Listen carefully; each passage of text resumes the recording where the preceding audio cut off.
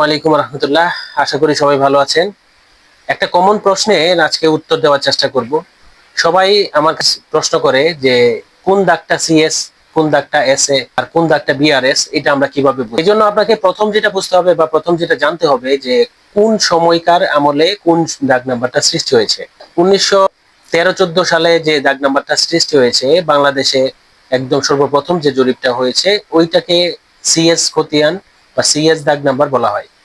তারপরে 1956 সাল থেকে 1963 সালের মাঝখানে এই সময়টার মধ্যে যে খতিয়ানটা সৃষ্টি হয়েছে বা যে দাগ নাম্বার গুলা সৃষ্টি হয়েছে ওইগুলাকে আমরা এসএ দাগ অথবা এসএ খতিয়ান বলে থাকি। তারপরে সর্বশেষ বাংলাদেশে যে জরিপটা হয়েছে এখন পর্যন্ত বিআরএস জরিপ, যেটা সময়কাল হচ্ছে 1985 সাল থেকে 1999 সাল পর্যন্ত। এর মাঝখানে যে দাগগুলা বা যে খতিয়ানগুলা সৃষ্টি হয়েছে ওইগুলাকে আমরা বিআরএস খতিয়ান অথবা বিআরএস দাগ বলে থাকি।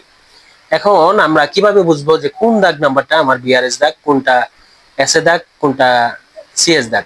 এই জন্য আপনাকে সহজ পদ্ধতি হচ্ছে, একদম সহজ পদ্ধতি হচ্ছে, সিএস যে খতিয়ান আছে ওই খতিয়ানের মধ্যে যে দাগ নাম্বারটা লেখা আছে ওইটাকে সিএস দাগ নাম্বার বলা হয়। আবার এসএ খতিয়ানের মধ্যে যে দাগ নাম্বারটা লেখা আছে ওইটাকে এসএ দাগ নাম্বার বলে থাকি। আবার বিআরএস খতিয়ানের মধ্যে যে দাগ নাম্বারের কলমে যে দাগ নাম্বার লেখা থাকে ওইটাকে আমরা বিআরএস দাগ নাম্বার বলে থাকি। এভাবে আমরা খুব সহজেই কোনটা আমার সিএস দাগ, কোনটা এসএ দাগ এবং কোনটা বিআরএস দাগ ওইটা আমরা খুব সহজে শনাক্ত করতে পারবো।